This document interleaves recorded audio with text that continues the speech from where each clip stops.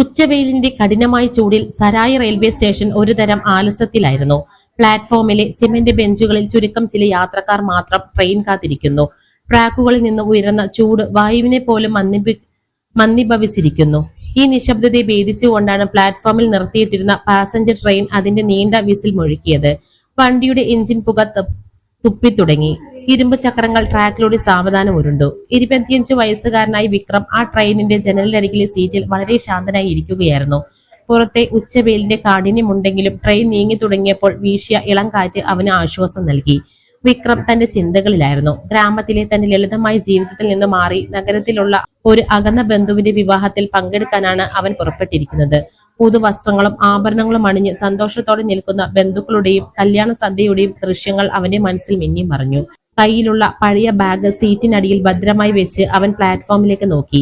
Train ഓരോ സെക്കൻഡിലും വേഗത ആർജിക്കുകയാണ്. പെട്ടെന്നാണ് പ്ലാറ്റ്ഫോമിന്റെ ഏറ്റവും പിന്നിലെ അറ്റത്ത് വിക്രമിന്റെ കണ്ണുകൾ ഉടക്കിയത്.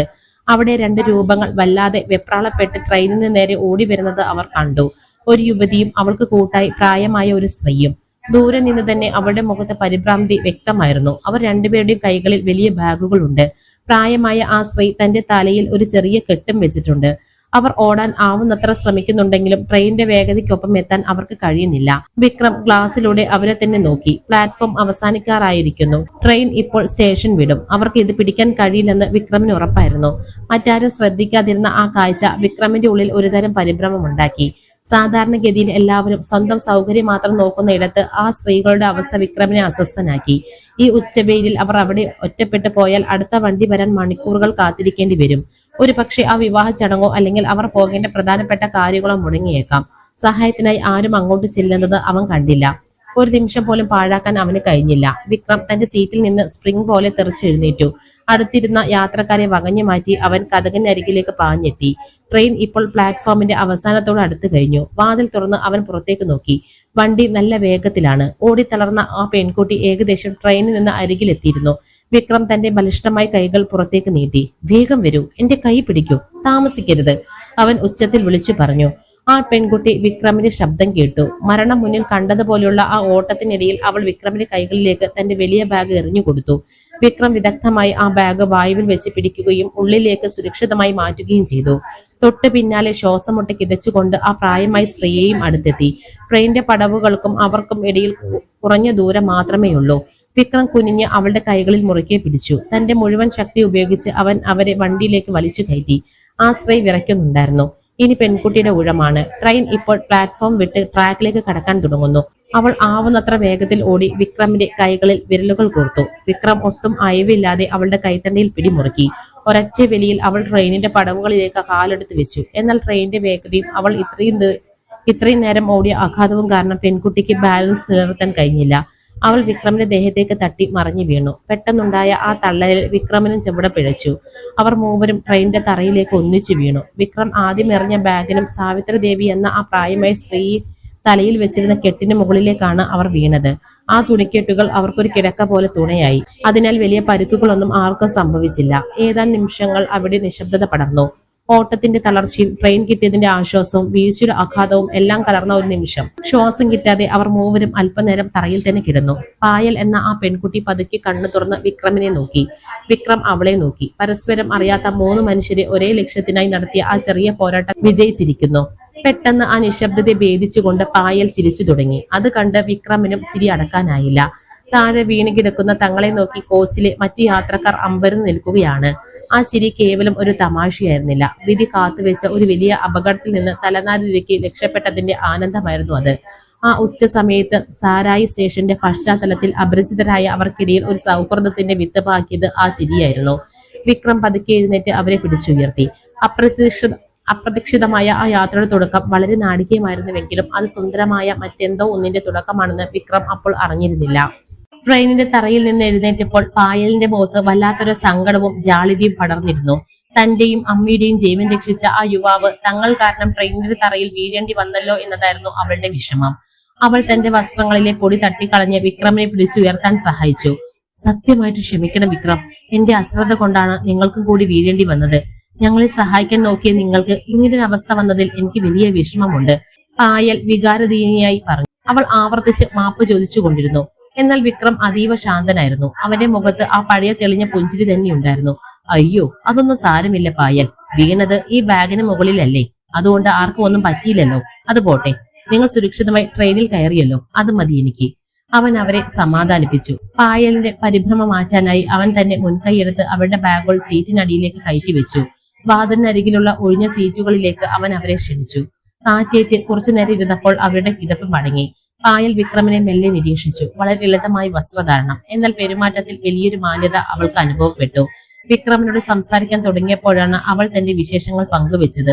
താൻ ഒരു ബിരുദ വിദ്യാർത്ഥിനിയാണെന്നും അമ്മ സാവിത്രി ദേവിയോടൊപ്പം അടുത്ത നഗരത്തിൽ നടക്കുന്ന ഒരു അകന്ന ബന്ധുവിന്റെ വിവാഹത്തിന് പോവുകയാണെന്നും അവൾ വിശദീകരിച്ചു. സ്റ്റേഷനിലേക്ക് എത്തുന്ന വഴിയിൽ ഉണ്ടായ ഗതാഗത കുരുക്കാണ് തങ്ങളെ ഇത്രയും വൈകിച്ചതെന്ന് അവൾ സങ്കടത്തോടെ പറഞ്ഞു.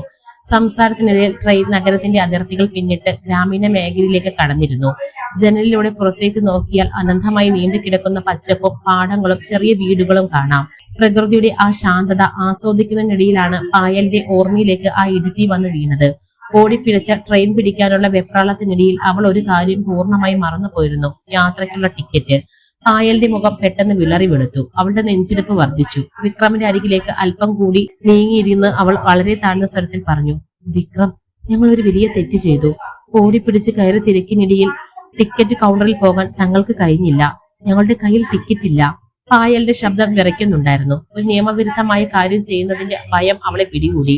ട്രെയിൻ പാളത്തിലൂടെ ഗടഗട ശബ്ദമുണ്ടാക്കി മുന്നോട്ട് കുതിക്കുകയാണ്. പുറത്തെ മനോഹരമായ കാഴ്ചകൾ ഇപ്പോൾ പായലിന്റെ കണ്ണിൽ ഇരുട്ടായി തോന്നി.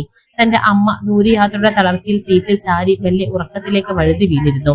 അവരെ വിളിച്ചുണർത്തി ഈ വിവരം പറഞ്ഞാൽ അവർ ഭയന്നു പോകുമെന്ന് പായലിന് അറിയാമായിരുന്നു. മധ്യവർഗ കുടുംബങ്ങളിൽ വളർന്ന അവർക്ക് നിയമലംഘനങ്ങളും പോലീസ് പിഴയുമെല്ലാം കേൾക്കുന്നത് തന്നെ വലിയ ആഘാതമാണ്. പായലിനെ കൂടുതൽ മരണതുല്യമായ ഭയത്തിലേക്ക് തള്ളിവിട്ടുകൊണ്ട് കോച്ചിന്റെ മറുഭാഗത്ത് നിന്ന് ഒരു ശബ്ദം ഉയർന്നു: ടിക്കറ്റ് പ്ലീസ്, എല്ലാവരും ടിക്കറ്റ് കയ്യിൽ കരുതുക. കറുത്ത കോട്ടിട്ട ഗാംഭീര്യമുള്ള രൂപമുള്ള ടിക്കറ്റ് പരിശോധകൻ TTE ഓരോ സീറ്റിലും നിർത്തി പരിശോധന തുടങ്ങിക്കഴിഞ്ഞു. ടിക്കറ്റ് ഇല്ലാത്ത യാത്രക്കാരെ അദ്ദേഹം കർശനമായി ചോദ്യം ചെയ്യുന്നതും പിഴ ഈടാകുന്നതും പായൽ ദൂരെ നിന്ന് കണ്ടു. പിടിക്കപ്പെട്ടാൽ ആയിരക്കണക്കിന് രൂപ പിഴ നൽകേണ്ടി വരുമെന്നും അത്രയും പണം തന്റെ കയ്യിലില്ലെന്നും അവൾക്ക് ഉറപ്പായിരുന്നു. ഒരു പക്ഷേ അടുത്ത സ്റ്റേഷനിൽ വെച്ച് തങ്ങളെ പോലീസിന് കൈമാറുമോ എന്ന ചിന്ത അവളെ തളർത്തി. അവളുടെ വിരലുകൾ തണുത്തു വിറയ്ക്കാൻ തുടങ്ങി. പായലിന്റെ ഈ മാറ്റം വിക്രം ശ്രദ്ധിക്കുന്നുണ്ടായിരുന്നു. അവളുടെ കണ്ണുകളിലെ പേടിയും ശ്വാസഗതിയിലെ വേഗതയും അവന് കാര്യം ബോധ്യപ്പെടുത്തി. പായൽ നിസ്സഹായതയോടെ വിക്രമിനെ നോക്കി. ആ നോട്ടത്തിൽ ഞങ്ങളെ ഒന്ന് രക്ഷിക്കൂ എന്നൊരു അപേക്ഷയുണ്ടായിരുന്നു. വിക്രം പായലിന്റെ അടുത്തേക്ക് അല്പം കൂടി നീങ്ങിയിരുന്നു. അവളുടെ കണ്ണുകളിലേക്ക് നോക്കി. വല്ലാത്തൊരു ആത്മവിശ്വാസം ആ കണ്ണുകളിൽ ഉണ്ടായിരുന്നു. പേടിക്കേണ്ട പായൽ, ഞാൻ ഒപ്പമില്ലേ, ഞാൻ എല്ലാം നോക്കിക്കോളാം, നിങ്ങൾ ശാന്തമായിരിക്കൂ, വിക്രം വളരെ മെല്ലെ എന്നാൽ അത്രമേൽ ഉറപ്പോടെ പറഞ്ഞു. ആ വാക്കുകൾ പായലിന് ഒരു വലിയ ആശ്വാസമായി തോന്നി. എങ്കിലും ഒരു ടിക്കറ്റ് പരിശോധകനെ എങ്ങനെ നേരിടുമെന്ന കാര്യത്തിൽ അവൾക്ക് ഒരു രൂപവും ഉണ്ടായിരുന്നില്ല. തന്റെ സീറ്റിന് തൊട്ടടുത്ത് ടിക്കറ്റ് ചെക്കർ എത്തിയപ്പോൾ പായൽ കണ്ണുകൾ അടച്ചു പിടിച്ചു. അജ്ഞാതനായ ഈ യുവാവ് തന്നെ എങ്ങനെ ഈ കുരുക്കിൽ നിന്ന് രക്ഷിക്കുമെന്ന ആകാംക്ഷയും ഭയവും അവളുടെ ഉള്ളിൽ ഒരുപോലെ തിരതല്ലി. ട്രെയിൻ അതിന്റെ പാതയിലൂടെ മുന്നോട്ട് കുതിക്കുമ്പോൾ പായൽ വിക്രമിന്റെ വാക്കുകളിൽ വിശ്വസിച്ചുകൊണ്ട് ആ നിമിഷത്തിനായി കാത്തിരുന്നു. തന്റെ ജീവിതത്തിലെ ഏറ്റവും ദൈർഘ്യമേറിയ നിമിഷങ്ങളായി അവൾക്ക് അത് അനുഭവപ്പെട്ടു. ടിക്കറ്റ് പരിശോധകന്റെ കറുത്ത കോട്ട് തങ്ങളുടെ സീറ്റിനരികിൽ നിഴൽ വീഴ്ത്തിയപ്പോൾ പായലിന്റെ ഉള്ളിൽ 1000 മിന്നലുകൾ പാഞ്ഞു. ശ്വാസം പോലും വീടാൻ ഭയന്ന് അവൾ തല താഴ്ത്തിയിരുന്നു. പരിശോധകൻ വിക്രമിന്റെ അരികിൽ നിന്ന് തന്റെ ഡയറി തുറന്നു. വിക്രം തികഞ്ഞ ആത്മവിശ്വാസത്തോടെ തന്റെ പോക്കറ്റിൽ കൈയിട്ടു. അവന്റെ മുഖത്ത് ഒരൊറ്റ വര പോലും പേടിയുടേതായി ഉണ്ടായിരുന്നില്ല. അവൻ തന്റെ ടിക്കറ്റ് എടുത്ത് വളരെ മാന്യമായി അദ്ദേഹത്തിന് നീട്ടി. ചെക്കർ ആ ടിക്കറ്റ് വാങ്ങി മെഷീനിൽ സ്കാൻ ചെയ്തു. ശരിയാണ്, അദ്ദേഹം പെറുപെറുത്തു. തുടർന്ന് കടുപ്പമേറിയ കണ്ണുകളോടെ പായലിനെ നോക്കി. നിങ്ങളുടെ ടിക്കറ്റ് എവിടെ? പായലിന്റെ നാവ് വരണ്ടുപോയി. മറുപടി പറയാൻ ശ്രമിച്ചെങ്കിലും വാക്കുകൾ തൊണ്ടയിൽ കുടുങ്ങി. അവളുടെ നിശബ്ദത ചെക്കറുടെ സംശയം വർദ്ധിപ്പിച്ചു. അദ്ദേഹം പുരുകം ചുളിച്ചു. വീണ്ടും ചോദിക്കാൻ തുടങ്ങിയപ്പോഴാണ് വിക്രം ഇടപെട്ടത്. സാർ, ഇവരുടെ ടിക്കറ്റും എന്റെ കയ്യിലുണ്ട്. പെട്ടെന്നുള്ള തിരിക്കുന്നിടയിൽ എന്റെ കയ്യിൽ തന്നതാണ്, വിക്രം വളരെ ശാന്തനായി പറഞ്ഞു. അവൻ തന്റെ ബാഗിൽ നിന്ന് ഒരു മടങ്ങിയ കടലാസ് കഷ്ണമെടുത്ത് പായലിന് നേരെ നീട്ടി. പായൽ വിറയ്ക്കുന്ന കൈകളോടെ അത് വാങ്ങി ചെക്കർക്ക് നൽകി. സത്യത്തിൽ അതൊരു പഴയ ബില്ലായിരുന്നു എന്ന് അവൾക്ക് മാത്രമേ അറിയുമായിരുന്നുള്ളൂ. ടിക്കറ്റ് ചെക്കർ ആ കടലാസ് ഒന്ന് തുറന്നു നോക്കി. ചുറ്റുമുള്ള ബഹളത്തിനിടയിൽ കൂടുതൽ പരിശോധിക്കാതെ അദ്ദേഹം അത് തിരികെ നൽകി. എന്നാൽ പ്രശ്നം അവിടെ തീർന്നില്ല. ഉറങ്ങിക്കിടന്ന സാവിത്രി ദേവിയെ ചൂണ്ടി അദ്ദേഹം തന്റെ അടുത്ത ചോദ്യം ഉന്നയിച്ചു. ഈ കിടക്കുന്ന ആൾക്ക് ടിക്കറ്റ് ഇല്ലേ? ഇതാര്? പായൽ പരിഭ്രമിച്ച് വിറയ്ക്കുന്നത് കണ്ട് വിക്രം വീണ്ടും മുന്നോട്ട് വന്നു. സർ, ഇത് ഇവരുടെ അമ്മയാണ്. രാവിലെ മുതൽ പനിയും ക്ഷീണവും കാരണം അവർ വല്ലാതെ തളർന്നിരിക്കുകയാണ്. അതുകൊണ്ടാണ് സീറ്റിൽ കിടത്തിയിരിക്കുന്നത്. അമ്മയുടെ ടിക്കറ്റും ഇതാ. വിക്രം തന്റെ കയ്യിലുള്ള മറ്റൊരു കടലാസ് കൂടി കാണിച്ചു. പായലിനെ സംരക്ഷിക്കാൻ വിക്രം പായുന്ന ഓരോ നുണയും അവളുടെ ഉള്ളിൽ കുറ്റബോധവും നന്ദിയും ഒരുപോലെ നിറച്ചുകൊണ്ടിരുന്നു. ടിക്കറ്റ് പരിശോധകന് എവിടെയോ ഒരു സംശയം തോന്നി. അദ്ദേഹം വിക്രമിനെ ഒന്ന് അടിമുടി നോക്കി. പായലിന്റെയും വിക്രമിന്റെയും വസ്ത്രധാരണത്തിലെ ചെറിയ വ്യത്യാസങ്ങളും പായലിന്റെ മുഖത്തെ ഭയവും അദ്ദേഹത്തെ ചിന്തിപ്പിച്ചു. അദ്ദേഹം വിക്രമിനെ സീറ്റിൽ നിന്ന് മാറ്റി വാതിലിനരികിലേക്ക് വിളിച്ചുകൊണ്ടുപോയി. ട്രാക്കുകളിൽ നിന്ന് ഉയർന്ന ശബ്ദത്തിനിടയിൽ ആരും കേൾക്കാത്ത വിധം അദ്ദേഹം വിക്രമിനോട് ചോദിച്ചു, സത്യം പറയൂ, ആരാണവർ? നിങ്ങളുടെ ടിക്കറ്റുകൾ ശരിയല്ലെന്ന് എനിക്ക് മനസ്സിലായി. വിക്രം ഒരു നിമിഷം ആലോചിച്ചു. നുണകൾ കൊണ്ട് അധിക നേരം പിടിച്ചു നിൽക്കാൻ കഴിയില്ലെന്ന് അവന് തോന്നി. അവൻ സത്യസന്ധമായി പറഞ്ഞു, സാർ, സത്യം പറഞ്ഞാൽ അവരെ എനിക്ക് നേരത്തെ അറിയില്ല. സ്റ്റേഷനിൽ ട്രെയിൻ വിട്ട് തുടങ്ങിയപ്പോൾ ഓടിക്കയറിയതാണ് അവർ. ടിക്കറ്റ് എടുക്കാൻ അവർക്ക് സമയം കിട്ടിയില്ല. പാവപ്പെട്ടവരാണ്, കയ്യിൽ അധികം പണമില്ലെന്ന് എനിക്ക് തോന്നി.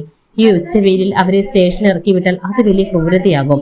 ടിക്കറ്റ് ചെക്കർ ഗൗരവത്തോടെ പറഞ്ഞു, നിന്റെ മനസ്സ് നല്ലതാണ്, പക്ഷെ നിയമം ലംഘിക്കാൻ എനിക്ക് കഴിയില്ല. ടിക്കറ്റ് ഇല്ലാതെ യാത്ര ചെയ്തതിന് പിഴയും ടിക്കറ്റ് ചാർജും ചേർത്തുള്ള വലിയ തുക നൽകേണ്ടി വരും. അല്ലെങ്കിൽ അടുത്ത സ്റ്റേഷനിൽ പോലീസിനെ ഏൽപ്പിക്കേണ്ടി വരും. ആ തുക കേട്ടപ്പോൾ വിക്രം ഒരു നിമിഷം ഞെട്ടി. തന്റെ കയ്യിലുള്ള പണം തന്റെ ആവശ്യങ്ങൾക്കായി കരുതി വെച്ചതാണ്. എങ്കിലും ആ തുകയുടെ പേരിൽ പായലിനെയും അവളുടെ വയസ്സായ അമ്മയും അപമാനത്തിന് വിട്ടുകൊടുക്കാൻ അവന്റെ മനസ്സ് അനുവദിച്ചില്ല. വിക്രം തന്റെ പോക്കറ്റിൽ നിന്ന് പണം എടുത്ത് ടിക്കറ്റ് ചെക്കർക്ക് നൽകി. ആ പെൺകുട്ടിക്കും അമ്മയ്ക്കും വേണ്ടി അവൻ സ്വന്തം കയ്യിൽ നിന്ന് വലിയൊരു തുക ചെലവാക്കി. ടിക്കറ്റ് ചെക്കർ വിക്രമിന്റെ മനസ്സിനെ അഭിനന്ദിച്ചുകൊണ്ട് 2 ടിക്കറ്റുകൾ മെഷീനിൽ നിന്ന് പ്രിന്റ് ചെയ്ത് നൽകി. വിക്രം തിരികെ സീറ്റിലെത്തിയപ്പോൾ പായൽ എല്ലാം കണ്ടിരുന്നു. വാതിലിനരികിൽ നടന്ന സംഭവങ്ങൾ അവളുടെ മനസ്സിൽ ഒരു മിന്നലാട്ടം പോലെ കടന്നുപോയി. വിക്രം പായലിന്റെ കയ്യിലേക്ക് ആ ഒറിജിനൽ ടിക്കറ്റുകൾ വെച്ചു കൊടുത്തു. ഇനി പേടിക്കണ്ട, ഇതാണ് ടിക്കറ്റ്. ഇനി ആരും നിങ്ങളെ ചോദ്യം ചെയ്യില്ല, അവൻ പുഞ്ചിരി കൊണ്ട് പറഞ്ഞു. പായലിന് അമ്പരപ്പ് വിട്ടുമാറിയില്ല. ഒരു ബന്ധവുമില്ലാത്ത തങ്ങളെ രക്ഷിക്കാൻ എന്തിനാണ് ഈ യുവാവ് ഇത്രയും പണം നൽകിയത്? അവളുടെ കണ്ണുകളിൽ ഈർപ്പം പടർന്നു. അപരിചിതനായ ഒരാൾ തന്റെയും അമ്മയുടെയും അഭിമാനം സംരക്ഷിക്കാൻ ഇങ്ങനെ പ്രവർത്തിക്കുമെന്ന് അവൾ ഒരിക്കലും കരുതിയില്ല. വിക്രം, എന്തിനാണ് നിങ്ങൾ ഇത് ചെയ്തത്? എനിക്ക് എങ്ങനെ നന്ദി പറയണമെന്ന് അറിയില്ല, അവൾ വിതുമ്പലോടെ പറഞ്ഞു. വിക്രം അവളുടെ കണ്ണുകളിലേക്ക് നോക്കി. ചില സമയങ്ങളിൽ നന്ദി പറയുന്നതിനേക്കാൾ പ്രധാനം സുരക്ഷിതമായി ലക്ഷ്യസ്ഥാനത്ത് എത്തുക എന്നതാണ്. നിങ്ങളുടെ അമ്മയുടെ ഉറക്കം മുടക്കാതെ ഈ യാത്ര പൂർത്തിയാക്കാൻ കഴിഞ്ഞല്ലോ, അതാണ് എന്റെ സന്തോഷം, അവൻ സൗമ്യമായി പറഞ്ഞു. പായലിന്റെ ഉള്ളിൽ വിക്രമിനോടുള്ള ബഹുമാനം ആഘോഷത്തോളം ഉയർന്നു. അവൻ വെറുമൊരു സഹയാത്രികനല്ല, മറിച്ച് തന്റെ ജീവിതത്തിലേക്ക് ദൈവം അയച്ച ഒരു രക്ഷകനാണെന്ന് അവൾ ഉറച്ചു വിശ്വസിച്ചു. ടിക്കറ്റ് പരിശോധകന്റെ ഭീഷണി ഒഴിഞ്ഞതോടെ ട്രെയിനിനുള്ളിലെ അന്തരീക്ഷം പെട്ടെന്ന് ശാന്തമായി. ജനൽപാളികളിലൂടെ കടന്നു വരുന്ന കാറ്റിന് ഇപ്പോൾ കൂടുതൽ കുളിർമയുള്ളതുപോലെ പായലിന് തോന്നി. ഭയത്തിന്റെ നിഴലിൽ നിന്ന് മുക്തയായ അവൾ വിക്രമിനെ കൂടുതൽ അടുത്തറിയാൻ ആഗ്രഹിച്ചു. ഒരു സഹായം എന്നതിലുപരി വിക്രമിന്റെ ഓരോ വാക്കും പ്രവൃത്തിയും അവളിൽ വലിയ മതിപ്പുണ്ടാക്കിയിരുന്നു. സംസാരത്തിനിടയിൽ വിക്രം തന്റെ ജീവിതത്തെക്കുറിച്ച് തുറന്നു പറഞ്ഞു. ഗ്രാമത്തിലെ തിരക്കില്ലാത്ത ഒരു തെരുവിൽ അച്ഛനോടൊപ്പം ഒരു ചെറിയ പലചരക്ക് കട നടത്തുകയായിരുന്നു അവൻ. ജീവിതം വളരെ ലളിതമാണ് പായൽ. ആഡംബരങ്ങളില്ല, പക്ഷെ സംതൃപ്തിയുണ്ട്. രാവിലെ കട തുറക്കുന്നു, വൈകുന്നേരം അച്ഛനോടൊപ്പം വീട്ടിലേക്ക് മടങ്ങുന്നു. ഇതാണ് എന്റെ ലോകം, വിക്രം പറഞ്ഞു. അവന്റെ വാക്കുകളിലെ സത്യസന്ധത പായലിനെ ആകർഷിച്ചു. പകരമായി പായൽ തന്റെ സ്വപ്നങ്ങളെ കുറിച്ച് വാചാലിയായി. തന്റെ ബിരുദ പഠനത്തെക്കുറിച്ചും അധ്യാപികയാക്കണമെന്ന ആഗ്രഹത്തെക്കുറിച്ചും അവൾ വിക്രമിനോട് പങ്കുവെച്ചു. അപരിചിതരായി തുടങ്ങിയ ആ യാത്രയിൽ വിരലിൽ എണ്ണാവുന്ന മണിക്കൂറുകൾ കൊണ്ട് അവർക്കിടയിൽ അജ്ഞാതമായ ഒരു ആത്മബന്ധം നാം വിട്ടു. ട്രെയിൻ ഓരോ സ്റ്റേഷനുകളും പിന്നിട്ട് മുന്നോട്ട് കുതിക്കുമ്പോൾ പായലിന്റെ ഉള്ളിൽ ഒരുതരം വിഷാദം പടർന്നു. സാധാരണ ദൂരയാത്രകളിൽ ലക്ഷ്യസ്ഥാനം എത്താൻ കൊതിക്കുന്നവർക്കിടയിൽ ഈ യാത്ര അവസാനിക്കരുതെന്ന് അവൾ ഉള്ളിലെ ആഗ്രഹിച്ചു. പാദങ്ങളിലെ താളാത്മകമായ ശബ്ദം അവളുടെ ഹൃദയമിടിപ്പിനോട് ചേർന്ന് നിന്നു. പുറത്ത് സൂര്യൻ പടിഞ്ഞാറൻ ചക്രവാളത്തിലേക്ക് താഴ്ന്നു തുടങ്ങിയിരിക്കുന്നു. ആകാശത്ത് കുങ്കുമ നിറവും സ്വർണ്ണവർണ്ണവും കലർന്ന ചായക്കൂട്ടുകൾ പടർന്നു. പക്ഷികൾ കൂട്ടമായി ആകാശത്തിലൂടെ പറന്നു പോകുന്ന കാഴ്ച വിക്രം പായലിന് കാണിച്ചു കൊടുത്തു. ആ നിമിഷങ്ങളിൽ അവർ വാക്കുകൾ കുറയ്ക്കുകയും മൗനത്തിലൂടെ സംവാദിക്കുകയും ചെയ്തു. ട്രെയിൻ ലക്ഷ്യസ്ഥാനമായ നഗരത്തിലെ വലിയ സ്റ്റേഷനിലേക്ക് പ്രവേശിച്ചു. പ്ലാറ്റ്ഫോമിലെ ലൈറ്റുകൾ തെളിഞ്ഞു തുടങ്ങിയിരുന്നു. ട്രെയിനിന്റെ വേഗത കുറഞ്ഞപ്പോൾ പായലിന്റെ മനസ്സ് വല്ലാതെ ഭാരപ്പെട്ടു. ഉറക്കമുണർന്ന സാവിത്രിദേവി കാര്യങ്ങളെല്ലാം അറിഞ്ഞു. വിക്രം തങ്ങളെ എങ്ങനെയൊക്കെയാണ് സഹായിച്ചതെന്ന് പായൽ വിവരിച്ചപ്പോൾ ആ അമ്മയുടെ കണ്ണുകൾ നിറഞ്ഞു. ട്രെയിനിൽ നിന്നിറങ്ങി പ്ലാറ്റ്ഫോമിൽ നിന്നപ്പോൾ സാവിത്രിദേവി വിക്രമിന്റെ കൈകൾ ചേർത്ത് പിടിച്ചു. മോനെ, ഈ കാലത്ത് ആരും ആരെയും സഹായിക്കാറില്ല. നീ ഇന്ന് ചെയ്തത് സ്വന്തം മക്കൾ പോലും ചെയ്യാൻ മടിക്കുന്ന കാര്യമാണ്. നിനക്ക് എല്ലാ നന്മകളും ഉണ്ടാകട്ടെ. അവർ വികാരദീനിയായി വിക്രമിനെ ആവോളം അനുഗ്രഹിച്ചു. വിക്രം വിനയത്തോടെ തലകുനിച്ചു നിന്നു. പ്ലാറ്റ്ഫോമിലെ തിരക്കിനിടയിൽ അവർ യാത്ര പറയാൻ തുടങ്ങി. പായൽ വിക്രമിനെ നോക്കി. അവളുടെ ചുണ്ടുകളിൽ ചില വാക്കുകൾ തങ്ങി നിന്നു. മൊബൈൽ നമ്പർ ചോദിക്കണമെന്നോ അല്ലെങ്കിൽ വീണ്ടും കാണാൻ കഴിയുമോ എന്ന് ചോദിക്കണമെന്നോ അവർ ആഗ്രഹിച്ചു. പക്ഷേ ആചാര മര്യാദകളും പെട്ടെന്നുണ്ടായ പരിഭ്രമവും അവളെ നിശബ്ദയാക്കി. വിക്രമിനും അതുപോലെ തന്നെയായിരുന്നു. പറയാൻ കരുതി വെച്ച പല കാര്യങ്ങളും റെയിൽവേ സ്റ്റേഷനിലെ അനൗൺസ്മെന്റുകൾക്കും ജനക്കൂട്ടത്തിന്റെ ബഹളത്തിനുമിടയിൽ അലിഞ്ഞുപോയി.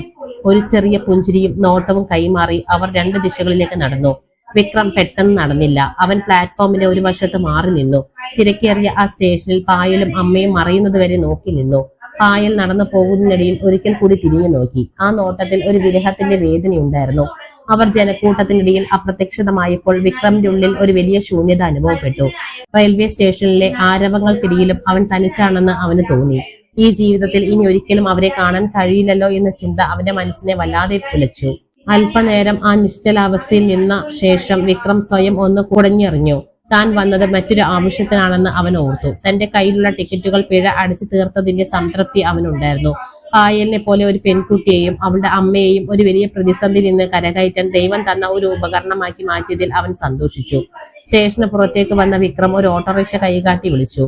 സന്ധ്യാനേരത്ത് നഗരത്തിരക്കിലൂടെ ഓട്ടോ നീങ്ങിയപ്പോൾ വിക്രമിന്റെ മനസ്സ് ഇപ്പോഴും ട്രെയിനിലെ ആ ജനലിനരികിലെ സീറ്റിലായിരുന്നു. അവിടെ അവശേഷിച്ച പായലിന്റെ സാന്നിധ്യവും അവളുടെ പുഞ്ചിരിയും അവന്റെ ചിന്തകളിൽ തങ്ങി നിന്നു. വിവാഹ നിശ്ചയം നടക്കുന്ന കല്യാണ മണ്ഡപത്തിലേക്ക് യാത്ര ചെയ്യുമ്പോഴും തന്റെ ജീവിതം ഇന്ന് മുതൽ മറ്റൊന്നായി മാറിയിരിക്കുന്നു എന്ന് അവൻ തിരിച്ചറിയുകയായിരുന്നു. സ്റ്റേഷന് പുറത്തെ തിരക്കിൽ നിന്ന് ഓട്ടോറിക്ഷ കയറുമ്പോൾ വിക്രമിന്റെ മനസ്സ് വല്ലാതെ ഭാരപ്പെട്ടിരുന്നു.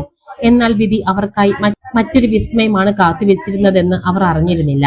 നഗരം മധ്യത്തിലെ പ്രകാശപൂരിതമായ ആ വലിയ ഓഡിറ്റോറിയത്തിന് മുന്നിൽ ഓട്ടോ നിന്നപ്പോൾ വിക്രം പതുക്കെ പുറത്തിറങ്ങി. അലങ്കാര വിളക്കുകളുടെ പ്രഭയിൽ ഓഡിറ്റോറിയം ഒരു സ്വർണ്ണ കൊട്ടാരം പോലെ തിളങ്ങുന്നുണ്ടായിരുന്നു. പ്രവേശന കവാടത്തിൽ വിരിച്ച പരവതാനിയിലൂടെ നടക്കുമ്പോൾ ഉള്ളിലെ സംഗീതവും ആളുകളുടെ ആരവങ്ങളും അവന്റെ കാതുകളിൽ പതിച്ചു. അകത്തേക്ക് പ്രവേശിച്ച വിക്രം തന്റെ ബന്ധുക്കളെ തിരിഞ്ഞു. അവിടെ നൂറുകണക്കിന് ആളുകൾ ഒത്തുകൂടിയിട്ടുണ്ട്. പുത്തൻ വസ്ത്രങ്ങൾ അണിഞ്ഞ സ്ത്രീകളും കുട്ടികളും ചിരിച്ചും വർത്താനം പറഞ്ഞു നടക്കുന്നു. വായുവിൽ അഗർബത്തിയുടെയും സ്വാദിഷ്ടമായ ഭക്ഷണത്തിന്റെയും സുഗന്ധം കലർന്നിരുന്നു. വിക്രം ജനക്കൂട്ടത്തിനിടയിലൂടെ പതുക്കെ മുന്നോട്ട് നീങ്ങി. പെട്ടെന്ന് ദൂരെ ഒരു തൂണിനരികിൽ നിൽക്കുന്ന ഒരു പെൺരൂപം അവന്റെ കണ്ണിൽ തറച്ചു നിന്നു. കണ്ണുകളെ വിശ്വസിക്കാൻ കഴിയാതെ അവൻ ഒരു നിമിഷം തരിച്ചു നിന്നുപോയി. അവിടെ നിൽക്കുന്നത് പായലായിരുന്നു. ട്രെയിനിലെ ആ സാധാരണ വസ്ത്രങ്ങൾക്ക് പകരം മനോഹരമായ ഒരു പട്ടുസാരിയിൽ അവൾ അതീവ സുന്ദരിയായിരിക്കുന്നു. തന്റെ ചിന്തകളിൽ മാത്രം ഉണ്ടായിരുന്ന ഒരാൾ ഇങ്ങനെ മുന്നിൽ വന്ന് നിൽക്കുമെന്ന് വിക്രം സ്വപ്നത്തിൽ പോലും കരുതിയിരുന്നില്ല. അതേസമയം തന്നെ പായലിന്റെ കണ്ണുകളും വിക്രമിനെ കണ്ടെത്തി. അവളുടെ മുഖത്ത് ആദ്യം വിരിഞ്ഞത് കടുത്ത അമ്പരപ്പായിരുന്നു. അത് നിമിഷങ്ങൾക്കുള്ളിൽ അതിമനോഹരമായ ഒരു പുഞ്ചിരിക്ക് വഴിമാറി. ആ പുഞ്ചിരിയിൽ സന്തോഷവും അതിശയവും നന്ദിയും എല്ലാം ഒളിഞ്ഞിരിപ്പുണ്ടായിരുന്നു. അപ്രതീക്ഷിതമായി നടന്ന ഈ കണ്ടുമുട്ടൽ രണ്ടുപേരെയും വാക്കുകൾക്ക് അതീതമായി ഒരു അവസ്ഥയിൽ എത്തിച്ചു. സാവിത്ര ദേവി ഓടി വന്ന് വിക്രമിനെ സ്വീകരിച്ചു. മോനെ, ഇതെന്ത് അത്ഭുതമാണ്! ട്രെയിനിൽ ഞങ്ങളെ കാത്ത ദൈവം തന്നെയാണ് നിന്നെ ഇങ്ങോട്ട് എത്തിച്ചതും അവർ വികാരദീനിയായി പറഞ്ഞു. കൂടുതൽ അന്വേഷിച്ചപ്പോഴാണ് വിസ്മയിപ്പിക്കുന്ന ആ സത്യം അവർ തിരിച്ചറിഞ്ഞത്. അവർ രണ്ടുപേരും ഒരേ കുടുംബത്തിന്റെ അകന്ന ശാഖകളിൽ പെട്ട ബന്ധുക്കളായിരുന്നു. വധുവിന്റെയും വരന്റെയും വശങ്ങളിൽ നിന്ന് അവർ ഒരേ വിവാഹത്തിനാണ് എത്തിയത്. അടുത്ത 3 ദിവസങ്ങൾ വിക്രമിന്റെയും പായലിന്റെ ജീവിതത്തിലെ ഏറ്റവും സുന്ദരമായ നാളുകളായിരുന്നു. വിവാഹത്തിന്റെ ഓരോ ചടങ്ങിലും അവർ ഒന്നിച്ച് പങ്കെടുത്തു. മൈലാഞ്ചി കല്യാണവും സംഗീത നിശയും അവരുടെ സൗഹൃദത്തെ കൂടുതൽ ആഴമുള്ളതാക്കി. അവർ ഒന്നിച്ച് നഗരത്തിലെ വിപണിയിൽ പോയി ഓരോ ചെറിയ കാര്യങ്ങളെക്കുറിച്ചും മണിക്കൂറുകളോളം സംസാരിച്ചു. തന്റെ കടയെക്കുറിച്ചുള്ള സ്വപ്നങ്ങളും പായലിന്റെ അധ്യാപികയാകാനുള്ള മോഹങ്ങളും അവർ പങ്കുവെച്ചു. ട്രെയിനിലെ ആ ചെറിയ യാത്ര സത്യത്തിൽ അവരുടെ ജീവിതകാലം മുഴുവൻ നീളുന്ന ഒരു വലിയ യാത്രയുടെ ആമുഖം മാത്രമായിരുന്നു എന്ന് അവർ തിരിച്ചറിഞ്ഞു. വിവാഹ ചടങ്ങുകൾ അവസാനിച്ച് മടങ്ങുമ്പോൾ വിക്രം ഒറ്റയ്ക്കായിരുന്നില്ല. ട്രെയിനിലുണ്ടായ ആ സംഭവങ്ങൾ മുതിർന്നവർ അറിഞ്ഞപ്പോൾ അവരുടെ ബഹുമാനം വർദ്ധിച്ചു. വിക്രമിന്റെ സ്വഭാവ മഹിമയും പായലിന്റെ വിനയവും കണ്ടറിഞ്ഞ വീട്ടുകാർ അവർക്കിടയിൽ പുതിയൊരു ആലോചനയ്ക്ക് തുടക്കമിട്ടു. അപരിചിതരായി തുടങ്ങിയ അവർ ഇപ്പോൾ ബന്ധുക്കളായിരിക്കുന്നു. മാസങ്ങൾ കടന്നുപോയി. പായലിന്റെയും വിക്രമിന്റെയും വീട്ടുകാർ തമ്മിൽ ആലോചിച്ച് അവരുടെ വിവാഹം ഉറപ്പിച്ചു. കുറച്ചു മാസങ്ങൾക്ക് ശേഷം അതേ സ്റ്റേഷനിൽ അവർ വീണ്ടും കണ്ടുമുട്ടി. പക്ഷെ ഇത്തവണ അവർക്ക് ടിക്കറ്റ് ഇല്ലാത്ത ഭയമോ അപരിചിതത്വമോ ഇല്ലായിരുന്നു. അടുത്തുള്ള ഒരു ശുഭമുഹൂർത്തത്തിൽ ബന്ധുമിത്രാദികളുടെ സാന്നിധ്യത്തിൽ വിക്രമിന്റെയും പായലിന്റെയും വിവാഹം അതിപ്രൗഢമായി നടന്നു. പായലിന്റെ കഴുത്തിൽ വിക്രം താലി ചാർത്തുമ്പോൾ സാവിത്രി ദേവിയുടെ കണ്ണുകളിൽ ആനന്ദാശ്രുക്കൾ പൊടിഞ്ഞു. താൻ അന്ന് ട്രെയിനിൽ നീട്ടിയ ആ കൈകൾ പായലിനെ കേവലം ഒരു വണ്ടിയിലേക്കല്ല, മറിച്ച് തന്റെ ജീവിതത്തിലേക്കും ഒരു സുരക്ഷിത ഭാവിയിലേക്കുമാണ് വലിച്ചു കയറ്റിയത് എന്ന് വിക്രം നന്ദിയോടെ ഓർത്തു. ഒരു ചെറിയ സഹായം ഒരു മനുഷ്യന്റെ ജീവിതത്തെ എങ്ങനെയാണ് ആകെ മാറ്റിമറിക്കുന്നത് എന്നതിന്റെ ഉത്തമ ഉദാഹരണമായിരുന്നു അവരുടെ ജീവിതം. തക്ക സമയത്ത് കാട്ടിയ ആ കരുണയും മനുഷ്യത്വവും അവന് നൽകിയത് ലോകത്തിലെ ഏറ്റവും വലിയ സമ്മാനമായിരുന്നു.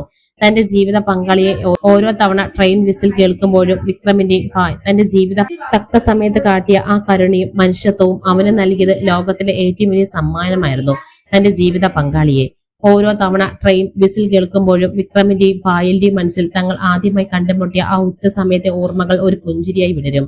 മാനവികതയുടെയും വിധിയുടെയും ആ സുന്ദരമായ ഒത്തുചേരൽ അവിടെ പൂർണ്ണമാവുകയായിരുന്നു.